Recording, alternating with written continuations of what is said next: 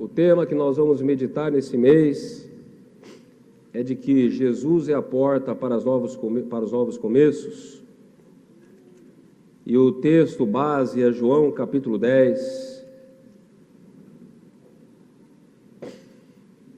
a partir do versículo 7.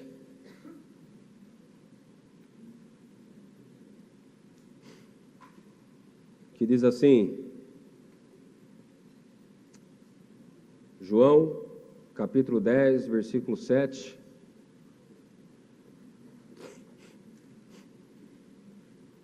Que diz assim: Então Jesus disse mais uma vez: Em verdade lhes digo que eu sou a porta das ovelhas. Todos os que vieram antes de mim são ladrões e salteadores, mas as ovelhas não lhes deram ouvidos. Eu sou a porta. Se alguém entrar por mim, será salvo. Aleluia. Entrará, sairá e achará pastagem. O ladrão vem somente para roubar, matar e destruir.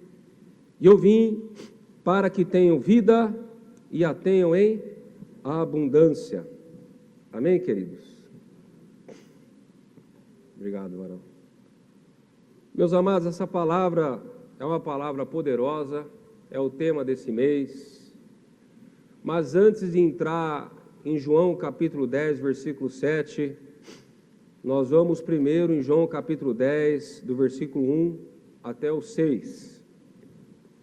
E essa mensagem que eu vou trazer hoje, meus amados, é uma mensagem que eu jamais pensaria que um dia eu iria pregar na igreja. É uma mensagem, meus amados, que não é popular. É uma mensagem que eu acho que você nunca ouviu na internet. Não é uma mensagem comum. Não é uma mensagem confortável para mim, que sou pastor, mas é a palavra de Deus. Talvez essa palavra gere algum comentário, mas foi o que Deus colocou no meu coração e eu vou pregar, meus amados. E seja o que Deus quiser. Amém? Ai, Jesus amado. Vamos lá. João capítulo 10, versículo 1. Em verdade lhes digo, quem não entra no curral das ovelhas pela porta, mas sobe por outro lugar, esse é ladrão e... Palavra pesada, né? Aquele, porém, que entra pela porta, esse é o pastor das ovelhas. Para este o porteiro abre, as ovelhas ouvem a sua voz, e ele chama as suas próprias ovelhas pelo nome e as conduz para fora. Depois de levar para fora todas as que lhe pertencem, vai na frente delas, e elas o seguem, porque reconhecem a voz dele. Mas de modo nenhum seguirão o estranho, diga estranho. Pelo contrário, fugirão dele, porque não conhecem a voz dos estranhos. Jesus fez essa comparação, mas eles, os fariseus, não compreenderam o sentido daquilo que ele falava. Para entender melhor esse texto que Jesus está falando em João capítulo 10, versículo 1 ao 6, nós temos que ler João capítulo 9, né? Do versículo 1 até o final do capítulo, versículo 41. E o que acontece aqui em João capítulo 9? Jesus cura um homem que era cego desde nascença. Jesus coloca lodo nos olhos deste homem cego, manda ele lavar os olhos no tanque de Siloé, e aquele cego então volta a enxergar. E então, esse cego ele começa a ser questionado pelos fariseus. E o diálogo que esse cego tem com os fariseus é um diálogo muito intenso. É uma conversa muito pesada.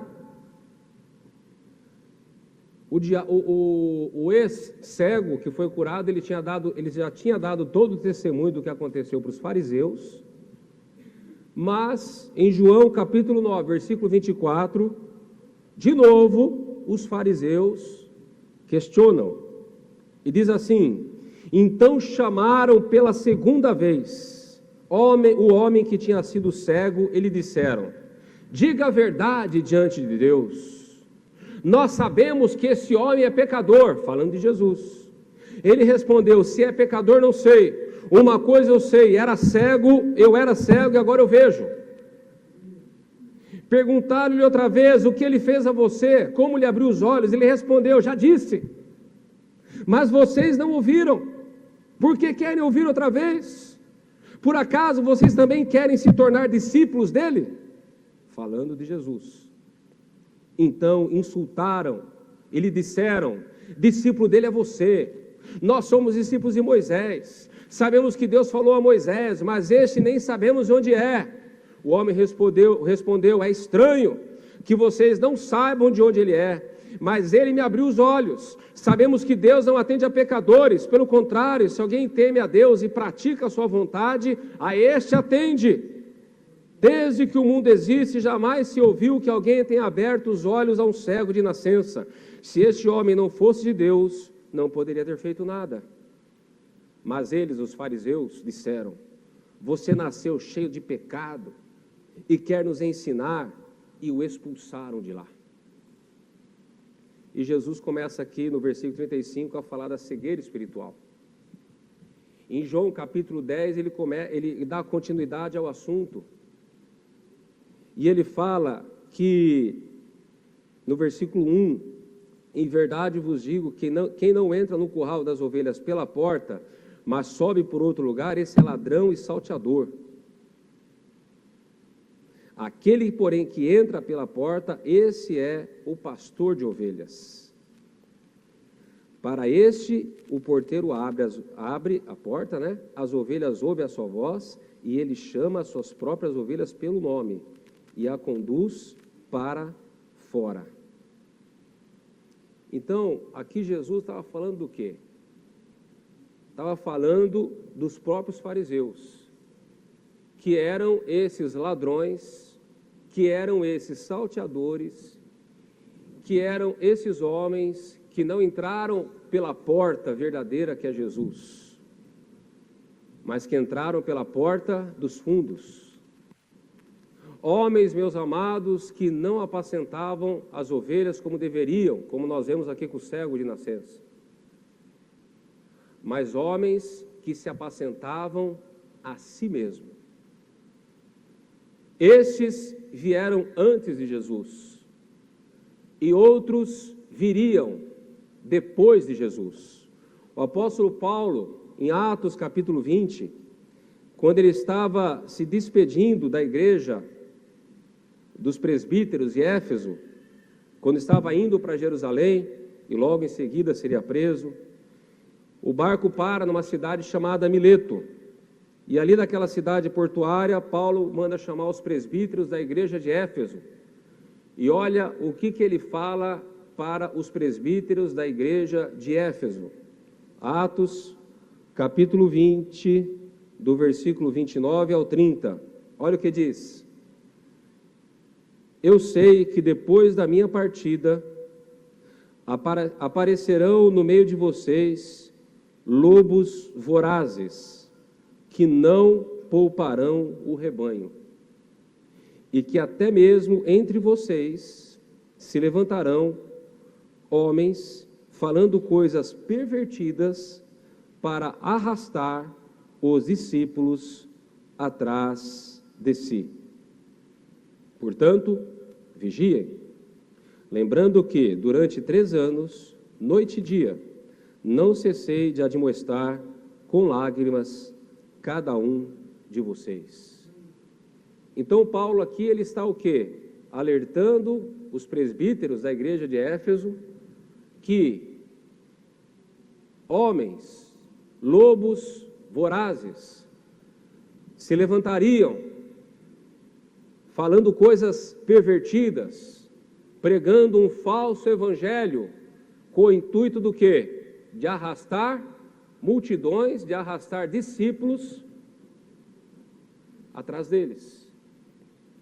É por isso que a mensagem de hoje não é uma mensagem confortável para mim pregar.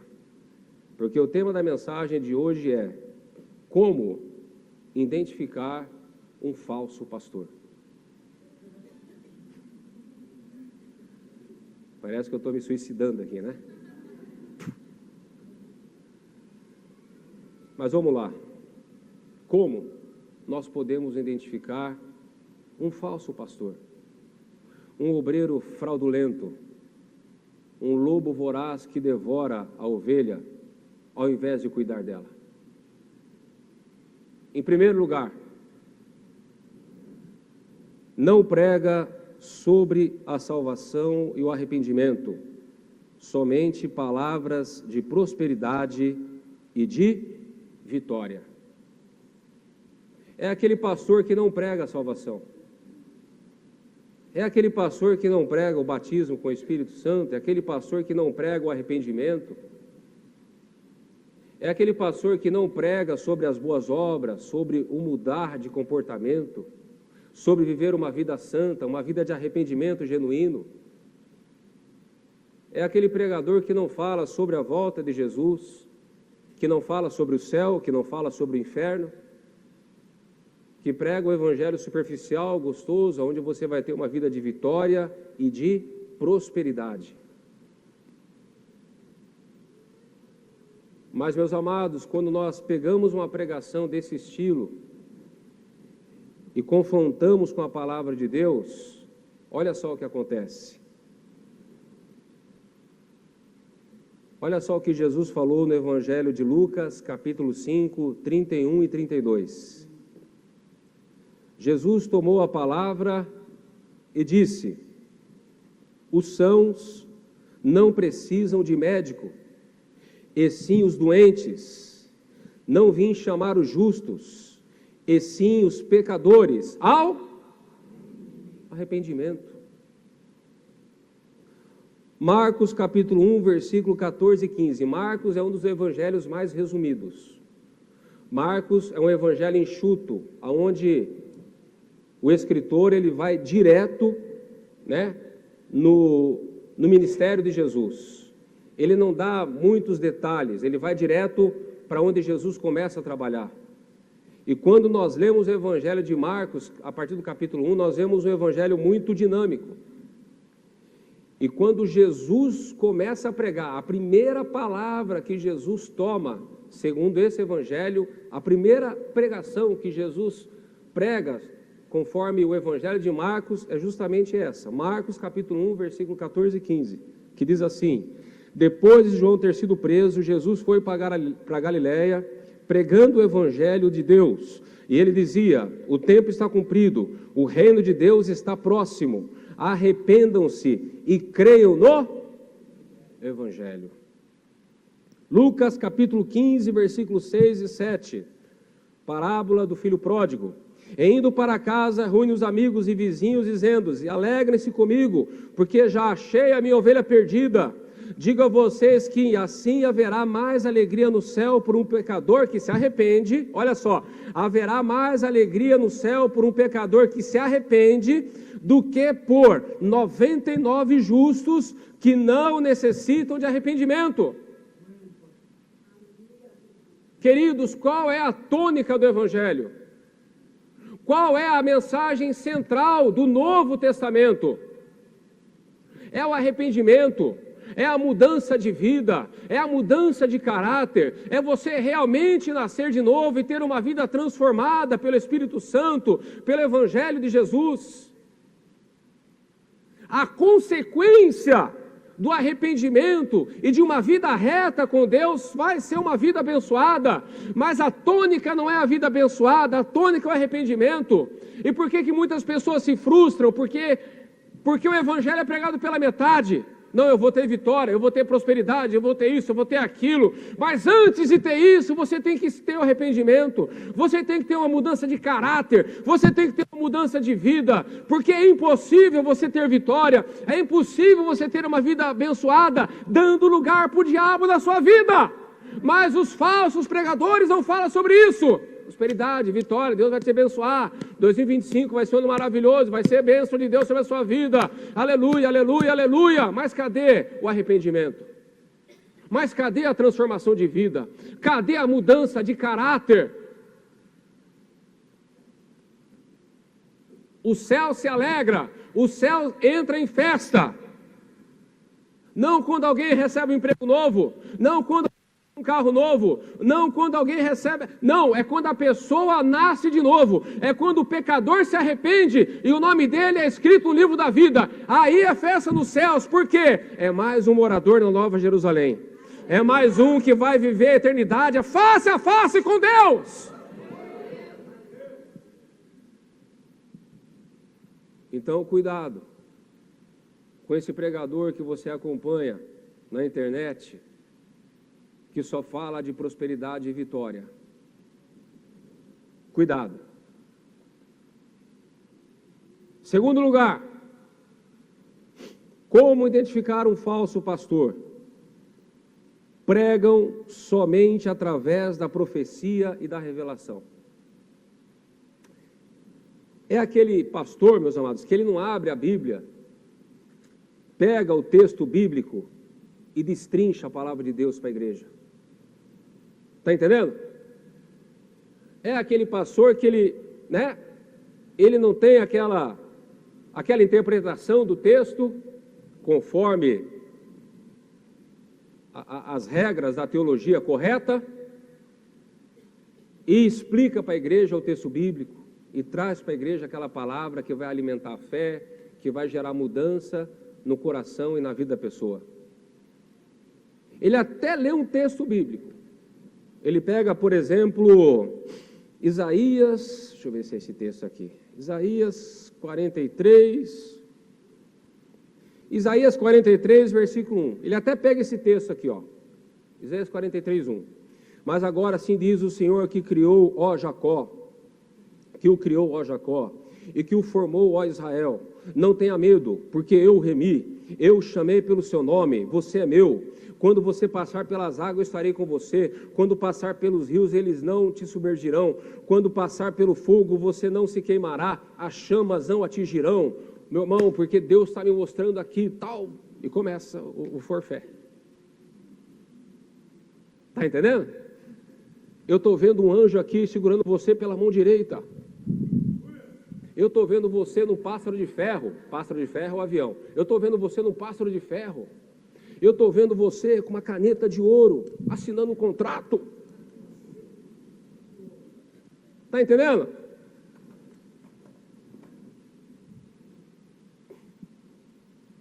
Deus está me revelando aqui 10 pessoas que estão com dor de cabeça. Deus está mostrando aqui 3 pessoas com problema na coluna. Queridos, até eu já travei a coluna já.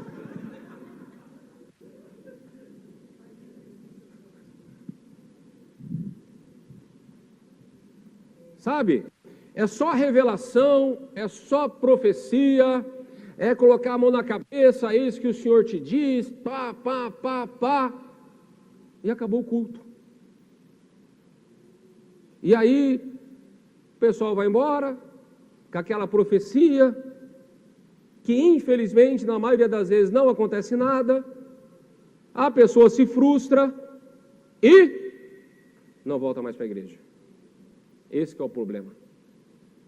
Vocês estão entendendo? Jesus, se você olhar para o ministério do Senhor Jesus, você vai ver que teve algumas palavras de conhecimento, algumas revelações. Por exemplo, João capítulo 4, versículo 17 e 18, quando Jesus se encontra com a mulher samaritana no poço de Jacó, o que ele fala para a mulher? Vai lá e chama o teu marido. E a mulher fala, eu não tenho marido. E o que ele fala? Dissestes bem, com razão. porque você já teve 5 maridos. É 5, irmão, não é 4. Estou de olho aqui. Já teve 5. 4 mais 1, essa foi boa. Então ele teve uma palavra de revelação ali, com o objetivo de alcançar o coração daquela mulher. Amém? Uma revelação, uma palavra de conhecimento. Nós não somos contra isso. Eu creio nos dons do Espírito Santo. Nós cremos nos dons espirituais. O que eu estou dizendo para você é que um culto, uma reunião, ela não deve se basear somente nisso. Se eu estou pregando aqui, Deus é uma palavra de conhecimento, amém. Nós estamos numa reunião de oração, se Deus é profecia para o irmão, amém. Não tem nenhum problema em relação a isso. O problema é quando a base do culto, a base da igreja, a base da reunião é só profecia e revelação, uma atrás da outra, e não tem assim, um texto. A pessoa não prega a Bíblia. João capítulo 1, do 47 a 49, quando Jesus fala para Natanael, coloca para nós aí. Jesus viu Natanael se aproximar e disse a respeito dele: eis aí um varão israelita, um verdadeiro israelita, em quem não existe fingimento algum. 48. Natanael perguntou a Jesus: de onde o Senhor me conhece? Porque nunca tinham se encontrado. Jesus respondeu: antes de Filipe chamá-lo, eu já tinha visto você debaixo da figueira. Aí o Natanael quase caiu de costas. 49. Então Natanael exclamou: mestre, o Senhor é o Filho de Deus, o Senhor é o Rei de Israel. Natanael ficou abismado. Natanael ele ficou assim porque Jesus falou algo muito particular ali que ninguém sabia. Isso é uma palavra de conhecimento verdadeira, quando entra no particular de uma pessoa que só ela sabe, né? Algo que realmente vem do céu, uma revelação que realmente vem de Deus. Isso edifica, isso fortalece a fé, isso vai ajudar a pessoa de alguma forma. Mas mesmo assim, com revelações verdadeiras, profecias reais, mesmo assim, o pastor ele tem que alimentar o seu rebanho com a palavra de Deus. Não é verdade? Com a palavra de Deus. Eu até separei um texto aqui, mas está aqui mesmo. Mas uma outra revelação que Jesus teve, a ressurreição de Lázaro. Quando Jesus soube que Lázaro morreu, o que ele falou? Lázaro morreu não, que Lázaro estava doente. O que ele falou? Essa doença não é para a morte, mas para a glória de Deus. Ou seja, Jesus já sabia o que ele ia fazer. Jesus já sabia que ele ia lá e ele ia orar, ia levantar Lázaro mesmo já estando morto. E ele fala isso para os discípulos viajam na maionese, para variar. A filha da mulher cananeia, aquela mulher que foi desesperada até Jesus: mestre, mestre, mestre, socorre a minha filha, porque está terrivelmente endemoniada. Jesus a princípio fica meio assim de atender ela, os discípulos tentam colocá-la para correr, mas Jesus fala para ela, né? Olha, não é bom tirar o pão dos filhos e dar aos cachorrinhos. E aquela mulher fala uma palavra de fé poderosa. Ela fala: mas os cachorrinhos também comem das migalhas que caem da mesa. E Jesus falou: mulher, grande é a tua fé. Vai, porque o demônio já saiu da tua filha. Olha como Jesus era poderoso. Olha como Jesus era poderoso, gente. Não precisava nem colocar a mão na cabeça a longa distância. Vai, porque a sua filha já está livre. Foi uma revelação que ele teve. E quando a mulher chegou lá, a filha estava livre do demônio. Então, Jesus tinha algumas revelações? Tinha. Mas se você ler o Evangelho com cuidado, você vai ver que Jesus se dedicava mais à pregação do Evangelho do que a ter revelações. Pode conferir na tua Bíblia. Agora, olha que importante a instrução que Paulo dá a Timóteo. Abra sua Bíblia comigo em 1 Timóteo, capítulo 4, versículo 13 ao 16.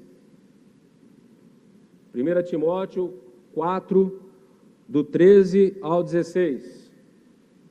Diz assim: até a minha chegada, Paulo escrevendo para Timóteo, até a minha chegada, até eu chegar aí, dedique-se à leitura pública das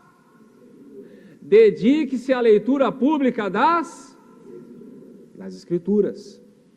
A exortação, olha lá. Exortação é passar a mão na cabeça? Não, exortação. Ao ensino. Ensino do quê? Da palavra. Não seja negligente para com o dom que você recebeu, o qual lhe foi dado mediante profecia, com a imposição de mãos do presbitério. Medite essas coisas e dedique-se a elas, para que o seu progresso seja visto por todos. Olha lá, cuide de você mesmo e da doutrina. A palavra doutrina significa o quê? Ensinamento. Continua nesses deveres. É um dever do pastor fazer isso. Continue nesses deveres, porque fazendo assim, olha só que importante, porque fazendo assim, você salvará tanto a si mesmo, como aos que o ouvem, que são vocês. Então perceba, meus amados, a importância da pregação, do ensino, da orientação, da explanação da palavra de Deus, porque isso vai gerar o quê? Vai gerar salvação, vai gerar vida eterna, vai gerar crescimento espiritual, vai zerar a ignorância, e quem não é ignorante da palavra não é enganado pelo diabo.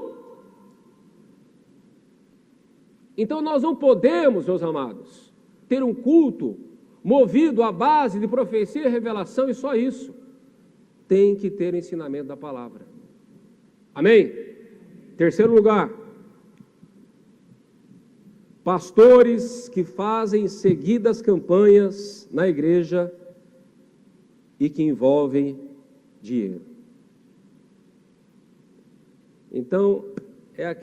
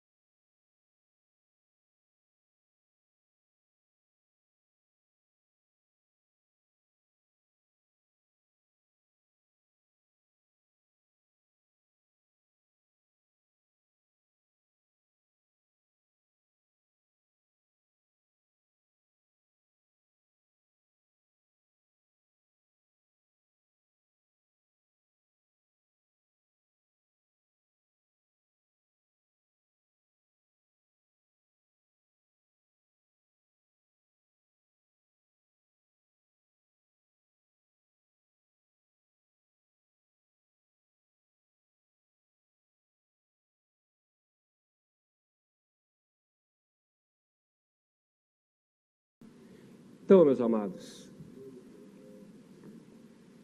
um pregador, um pastor, um bispo, um apóstolo, um profeta, seja lá quem for, que fica, é uma campanha atrás da outra, e para você participar da campanha sempre envolve o quê? Grana. Você tem que vigiar, você tem que ficar esperto. E aí você se pergunta, mas por que as pessoas aderem? É uma pergunta interessante isso. Por que as pessoas... Porque assim, a maioria dá, não é verdade? A maioria dá. Por que as pessoas aderem a esse tipo, a esse estilo de evangelho? Uma das possíveis respostas, meus amados, é o seguinte: é muito mais fácil eu dar uma grana e pegar um sal ungido, uma rosa, seja lá o que for, e receber um milagre do que eu ter que mudar de vida. Está entendendo? É muito mais fácil eu fazer isso do que eu lutar contra a minha própria carne, do que eu batalhar em oração para fugir do pecado, para ter uma vida santa com Deus. É muito mais fácil. É muito mais fácil, queridos, eu orar o Salmo 91 7 vezes, depois repassar essa oração para mais 7 pessoas, lá o link do YouTube para mais 7 pessoas, e receber o meu milagre. É mais fácil fazer isso do que eu mudar de vida, mudar o meu caráter, abandonar os pecados, corrigir as minhas atitudes. É muito mais fácil. As pessoas querem o caminho mais curto para a bênção. As pessoas querem o caminho mais curto para o milagre. E mudar de caráter, mudar de vida, ter uma vida transformada, deixar o Espírito Santo confrontar os seus pecados, é um caminho longo, não é um caminho curto. Agora, orar o Salmo 91 7 vezes e repassar o link para mais 7 pessoas, acompanhar lá a oração não sei das quantas, dar uma oferta e pegar o trigo, pegar isso, pegar aquilo, é mais fácil para mim. É um caminho mais curto para mim receber um milagre da parte de Deus. Vocês estão entendendo, meus amados? Olha o que a Bíblia diz. Abra sua Bíblia comigo.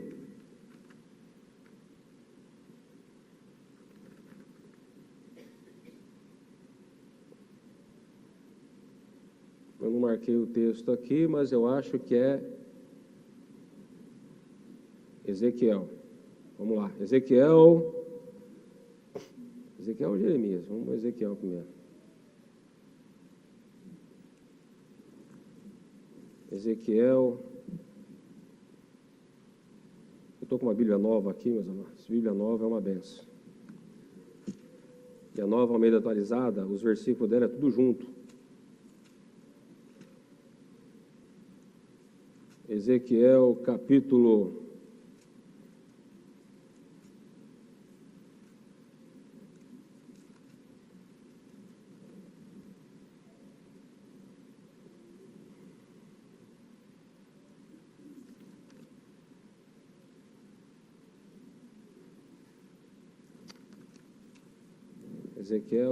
40, é aquele texto que fala do pastor, das ovelhas.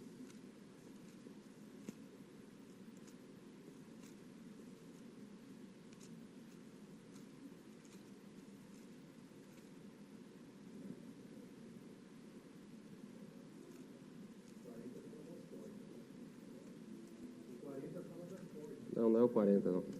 Vou achar aqui.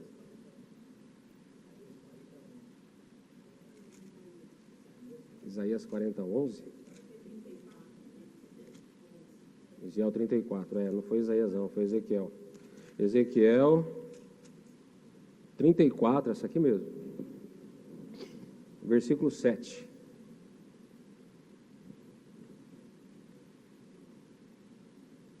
Vamos ler o 34 a partir do versículo 1. A palavra do Senhor veio a mim dizendo: Filho do homem, profetize contra os pastores de Israel, profetize e diga-lhes: assim diz o Senhor Deus, ai dos pastores de Israel que apacentam a si mesmos. Será que os pastores não deveriam apacentar as ovelhas? Vocês comem a gordura, vestem-se de lã e matam as melhores ovelhas para comer, mas não apacentam o rebanho. Vocês não fortalecem as fracas, não curaram as doentes, não enfaixaram as quebradas, não trouxeram de volta as desgarradas e não buscaram as perdidas, mas dominam sobre elas com força e tirania. Assim elas se espalharam por não haver pastor e se tornaram pasto para todos os animais selvagens. As minhas ovelhas andam desgarradas por todos os montes e por todas as colinas. As minhas ovelhas andam espalhadas por toda a terra, sem haver quem as procure ou quem as busque. Por isso os pastores ouçam a palavra do Senhor. Tão certo como eu vivo, diz o Senhor Deus, visto que as minhas ovelhas foram entregues à rapina e se tornaram pasto para todos os animais selvagens, por não haver pastor, e que os meus pastores não procuraram as minhas ovelhas, pois apacentam a si mesmos e não apacentam as minhas ovelhas. Por isso, pastores, ouçam a palavra do Senhor. Assim diz o Senhor Deus: eis que estou contra os pastores e lhe pedirei contas das minhas ovelhas. Farei com que deixem de apacentar ovelhas e não apacentarão mais a si mesmos. Livrarei as minhas ovelhas da sua boca para que já não lhes sirvam de comida. Amém? É um texto pesado ou não? É um texto forte, meus amados. Cada vez que eu leio a Bíblia, eu procuro pular essa passagem. Brincadeira. Brincadeira. Eu leio e estremeço. Verdade é essa. Eu leio e estremeço. Meus amados, essa questão da campanha é algo que, a gente sabe que isso é errado, porque também não traz edificação espiritual, não traz crescimento espiritual. E tem a questão do dinheiro, meus amados. A Bíblia é clara que pastores que apacentam a si mesmos, que matam as ovelhas, que devoram as ovelhas. Paulo falou dos lobos vorazes. Então, queridos, essa vida extremamente luxuosa, essa vida de ostentação que hoje em dia a gente vê na internet, de muitos pregadores. Então, nós temos que tomar muito cuidado com isso, meus amados. Muito cuidado com isso. Porque até onde isso é correto? Qual é o limite de tudo isso? Porque a Bíblia, ela fala que os pastores, eles têm que ter aí uma ajuda de custo. Em 1 Coríntios, capítulo 9, 1 Coríntios, capítulo 9, versículo 3, o apóstolo Paulo, olha para vocês verem como que era o apóstolo Paulo, a mentalidade de um homem de Deus. E aí você confronta com a mentalidade de alguns pregadores de hoje. Olha só, 1 Coríntios capítulo 9, versículo 1. Será que eu não sou um homem livre? Não sou apóstolo? Não vi Jesus nosso Senhor? Por acaso vocês, falando da igreja, não são fruto do meu trabalho no Senhor? Se não sou apóstolo para outros, certamente o sou para vocês, porque vocês são o selo do meu apostolado no Senhor.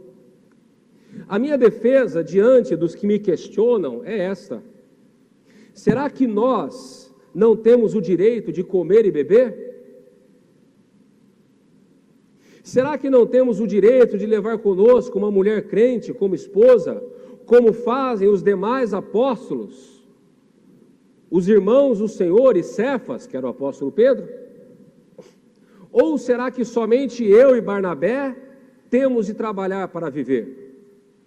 Olha o que ele fala: quem vai à guerra às suas próprias custas? Quem planta uma vinha e não come do seu fruto? Ou quem apacenta um rebanho e não se alimenta do leite do rebanho? Vocês estão entendendo o que o apóstolo Paulo está querendo dizer? Que é justo, que é um direito. O pregador, o pastor, o apóstolo, seja lá quem for, é justo ele receber essa ajuda, receber esse retorno da igreja.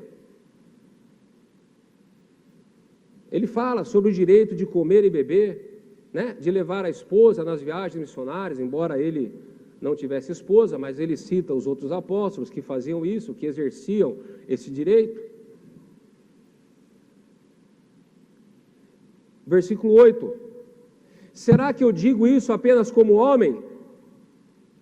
Não é verdade que a lei também o diz? Porque na lei de Moisés está escrito: não amarre a boca do boi quando ele pisa o trigo.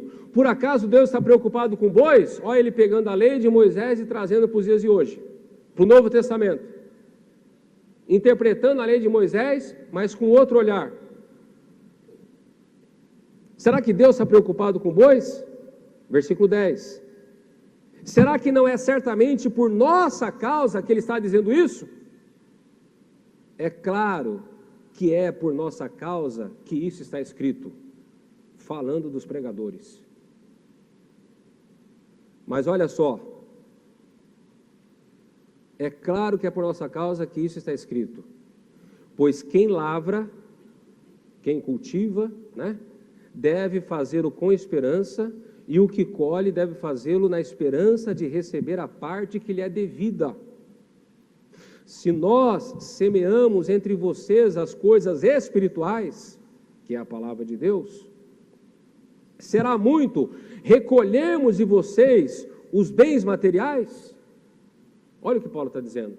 Se eu semeio sobre vocês aquilo que é espiritual, será que não é justo eu colher de vocês aquilo que é material? É isso que ele está dizendo aqui. Mas olha só como era a mente do apóstolo Paulo. Ele estava falando aqui sobre os direitos dos apóstolos, pregadores, e que não é errado. Ele não está condenando isso. Versículo 12. Se outros participam desse direito sobre vocês, não o temos nós em maior medida? Porque a igreja de Corinto, meus amados, que era uma bênção, ela tinha começado a receber pregadores de fora. E esses pregadores começaram, né, a arrancar o couro da igreja. E ele está aqui defendendo que ele e Barnabé, eles poderiam ter feito isso também, não no sentido de arrancar o couro, mas no sentido de ter uma base, né, para ele se sustentar.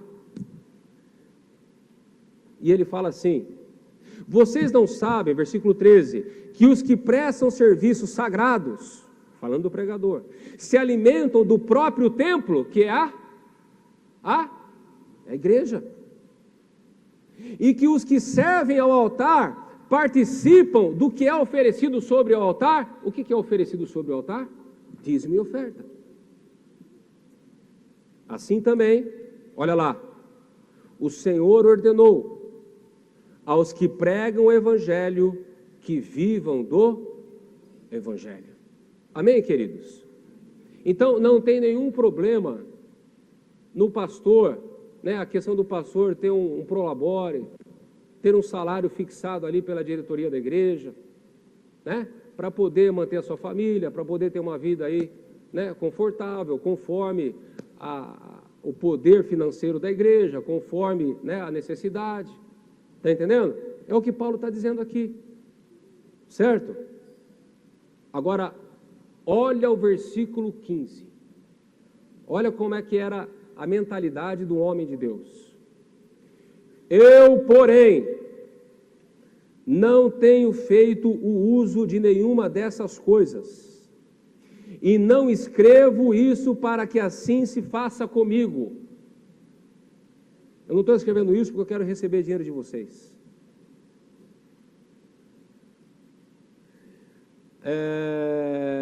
Para que não se faça isso comigo. Preferiria morrer a deixar que alguém me tire esta glória.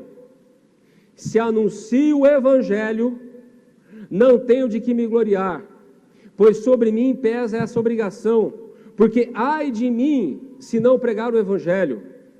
Se o faço de livre vontade,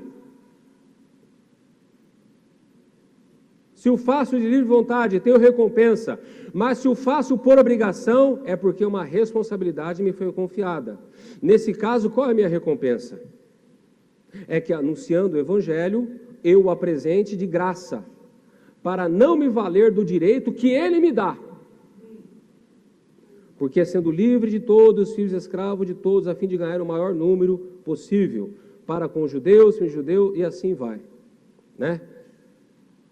E ele fala isso aqui, ó, versículo 23, tudo faço por causa do evangelho, para ser também participante dele, amém? Para ser participante dele, certo?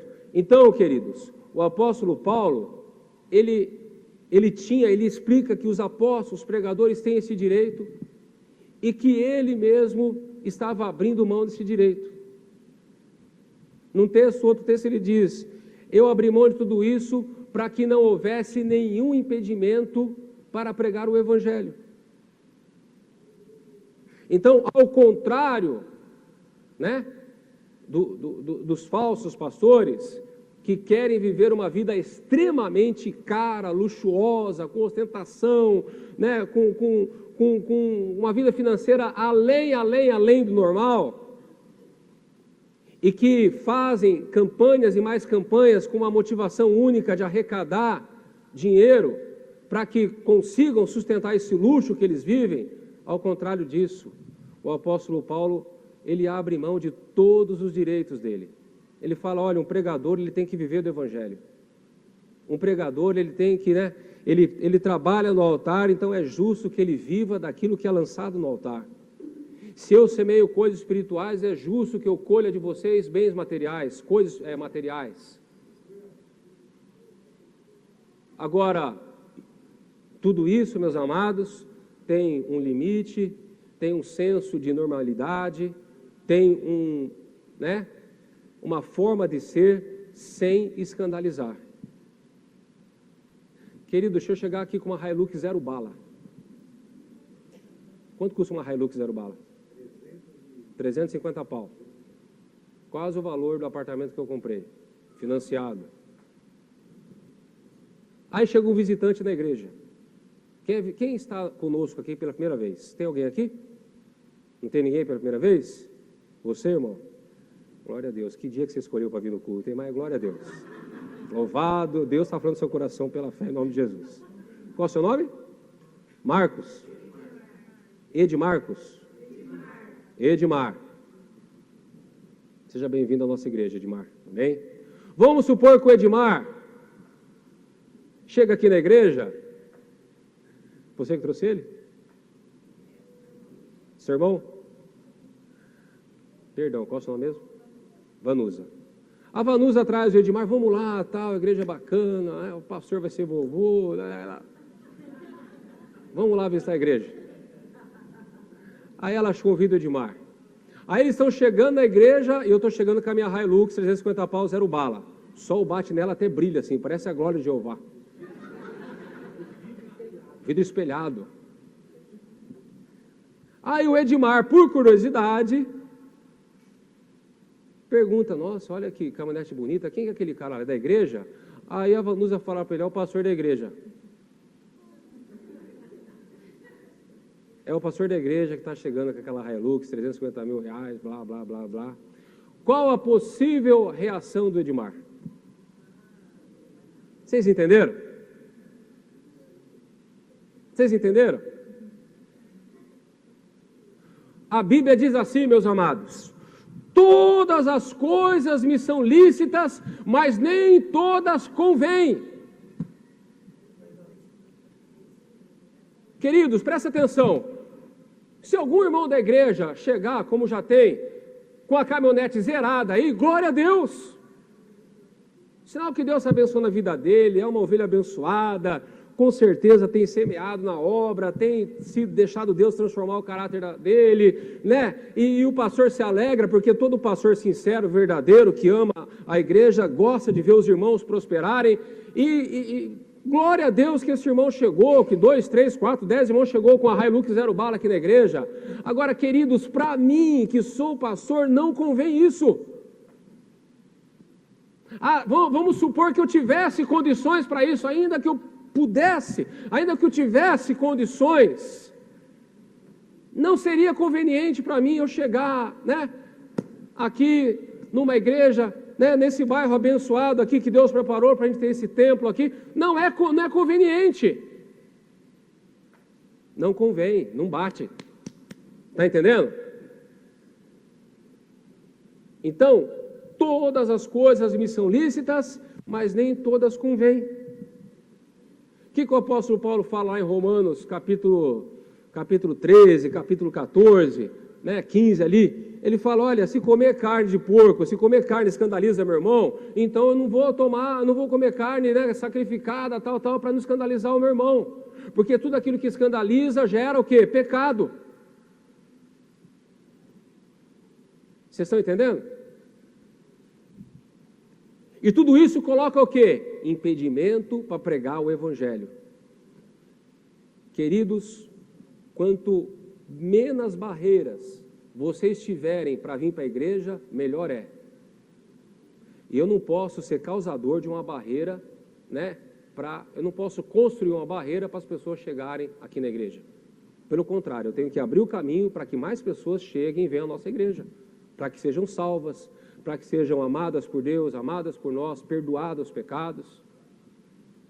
O Edmar ele tem que vir aqui e entender que essa igreja é uma igreja séria, uma igreja que prega o verdadeiro evangelho, uma igreja que não está, né, onde o pregador, o pastor não está interessado nos bens materiais das pessoas, mas na salvação das pessoas. Amém, queridos? Quarto e último lugar. Olha outro texto aqui, ó. Não, mas não, vamos ler mais, não vai demorar muito. Eu vou ler, vai. Judas capítulo 1, ó. Judas capítulo 1, versículo 12 e 13. Judas capítulo 1, versículo 12 e 13. Olha só. Esses são como rochas submersas nas festas de fraternidade que vocês fazem, banqueteando-se com vocês sem qualquer receio. São pastores que apacentam a si mesmos, são nuvens sem água, impelidas pelos ventos, são árvores que em plena estação dos frutos continuam sem frutos, duplamente mortas e arrancadas pela raiz. Está falando dos falsos pregadores. São ondas bravias do mar, que espumam as suas próprias sujeiras, são estrelas sem rumo, para as quais está reservada a mais profunda escuridão para sempre.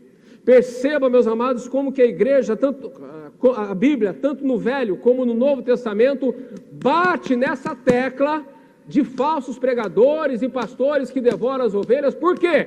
Porque Deus já sabia que pessoas com este mau intento iriam se levantar no meio do povo de Deus. Amém? Quarto e último lugar, pregadores que gostam de construir uma imagem para serem cultuados.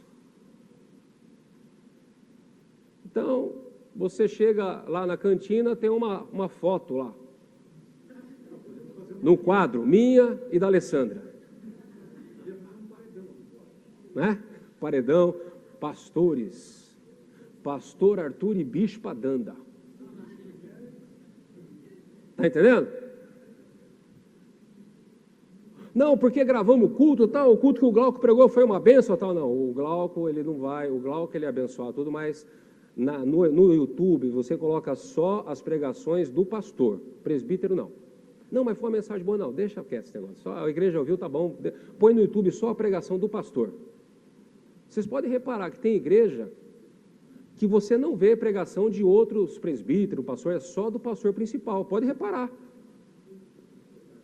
Tem pastor, né, que gosta de construir aquela imagem em volta de si mesmo. Outro dia, eu estava no YouTube, e eu vi lá, né, na verdade não foi assim, o que aconteceu foi assim, uma irmã da nossa igreja, ela mandou para mim uma oração do Salmo 91, eu estranhei. Eu falei, mas por que essa irmã mandou a oração do Salmo 91 para mim? Pensou eu lá, orando o Salmo 91? Aí eu cliquei. Falei, vamos ver o que é esse negócio. Aí tinha lá um profeta, orando, falando do Salmo 91, do número 7, tal.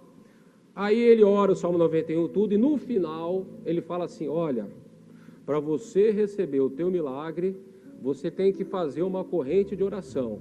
Então, o que você vai fazer? Aquela voz polida, aquela voz simpática, né? Então, o que você vai fazer, meu amado, minha ovelha? Você vai repassar esse link para mais 7 pessoas, para você formar uma corrente de oração, e aí sim você recebe o teu milagre. E não esquece de dar o like, de dar o joinha, tal, blá, blá, blá, aquela coisa toda. Aí eu olhei embaixo lá o número de seguidores. Queridos, 40 milhões. É muita gente. Eu acho que é 40 milhões mesmo que eu vi lá. 4 não, é coisa volumosa. Coisa grande.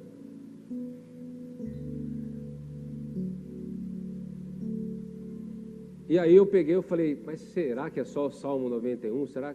Aí eu entrei numa pregação dele. Minhas ovelhas, vocês sabem que eu amo muito vocês. 80% da plateia era mulher.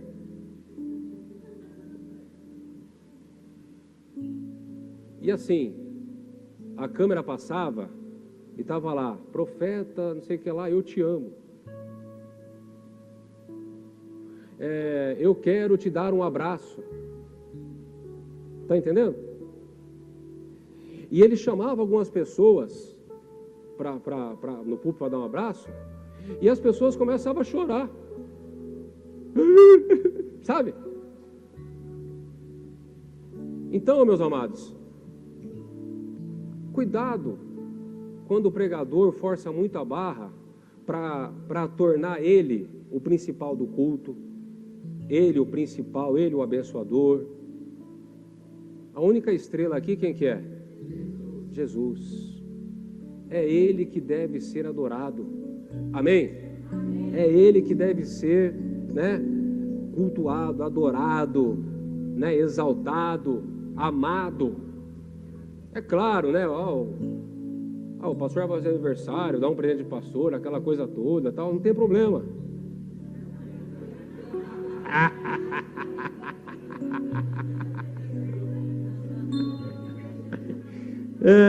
Olha, eu nem ia falar isso, mas escapou.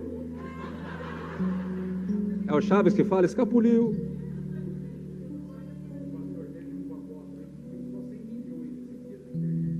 Então, 100 milhões, Pelo amor de Deus, 100 milhões é muita grana. Olha o que o profeta João Batista falou em João 3,30. Convém que ele cresça e eu diminua. É esse o espírito. Convém que ele cresça e eu diminua. Olha só, Paulo, vocês perceberam como Paulo é fera? Perceberam? Olha um outro texto de Paulo. Você vê como que ele combate isso também. Abra sua Bíblia em Atos, capítulo 14, versículo 8. Atos, capítulo 14, versículo 8. Paulo estava pregando numa cidade chamada Listra.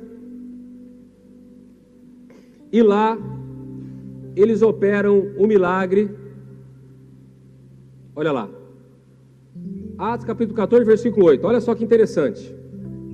Em Listra costumava estar assentado certo homem aleijado, paralítico desde o nascimento, e que nunca tinha conseguido andar. Esse homem ouviu Paulo falar. Quando Paulo fixou nele os olhos e viu que ele tinha fé para ser curado, disse em voz alta: levanta-te direito sobre os seus pés. O homem saltou e começou a andar. Quando as multidões viram o que Paulo tinha feito, gritaram em língua licaônica: os deuses em forma de homens desceram até nós. Olha só. Olha só, os deuses desceram até nós. Paulo e Barnabé curaram o homem, tal. A Barnabé chamavam Júpiter e a Paulo Mercúrio, porque este era o principal portador da palavra. Os sacerdotes Júpiter, cujo templo estava em frente à cidade, trazendo touros e grinaldas para junto dos portões da cidade, queriam oferecer um sacrifício junto com a multidão. Porém, ouvindo isso, os apóstolos Barnabé e Paulo, rasgando as roupas, saltaram para o meio da multidão, gritando: senhores, por que vocês estão fazendo isso? Nós também somos seres humanos como vocês, sujeitos aos mesmos sentimentos, e anunciamos o evangelho a vocês para que se convertam. Olha só. Para que se convertam dessas coisas vãs ao Deus vivo, que fez o céu e a terra, o mar e tudo que neles há. E ele vai pregando. Nas gerações passadas, Deus permitiu que todos os povos andassem nos seus próprios caminhos, tal, e foi pregando, contudo não deixou de dar testemunho de si mesmo, e foi indo. Versículo 18: Dizendo isso, foi ainda com dificuldade que impediram a multidão de lhes oferecer sacrifícios. Você vê que Paulo, meus amados, ele poderia ali ser o cara, né? Ele poderia abraçar aquela popularidade, e ele poderia falar, não, eu sou, né, é como diz lá em Salmos, eu sou um pequeno Deus mesmo, tal, não sei o que lá, eu sou fera, eu oro quando faz ele poderia abraçar aquela popularidade para ele poderia abraçar aquele culto à imagem dele de Barnabé, ele poderia cativar aquelas pessoas com isso, mas o que ele fez? Ele falou, gente, pode parar com esse negócio, eu sou homem como vocês, sujeito às mesmas falhas, eu sou homem como vocês, eu só estou pregando o evangelho aqui para que vocês se convertam ao Deus vivo. Essa é a atitude correta de um pregador. Não é brilhar mais do que Jesus, não é chamar a atenção, os holofotes para si, não é isso. O pregador é o seguinte, que ele cresça e eu diminua, que ele cresça e eu diminua. Não tem esse negócio de ficar idolatrando o pastor, de ficar com aquela coisa toda, não. Tem que ter um amor saudável, uma admiração saudável. Paulo fala para os coríntios, olha, imitem, sejam os meus imitadores, como eu sou de Cristo. É diferente o que o apóstolo Paulo fala. É diferente de eu chamar a popularidade, de eu trabalhar para cultuar a minha imagem perante as pessoas. Não, eu tenho que trabalhar para que as pessoas adorem a Jesus, para que as pessoas adorem a Deus e não o homem. Porque numa dessa, quando o cara cai, quando o cara derrapa na curva, cai no pecado, ele arrasta uma multidão junto com eles. E as pessoas se frustram, se decepcionam e não querem mais saber do evangelho, de Jesus, nem de nada. E é aí que mora o perigo. Jesus falou assim, meus amados: aqueles que entram pela porta, aqueles que são as minhas ovelhas, ouvem a minha voz, e não a voz estranhos. E aí, queridos, entra um outro problema grave, que é a questão do novo nascimento. Porque, queridos, não é possível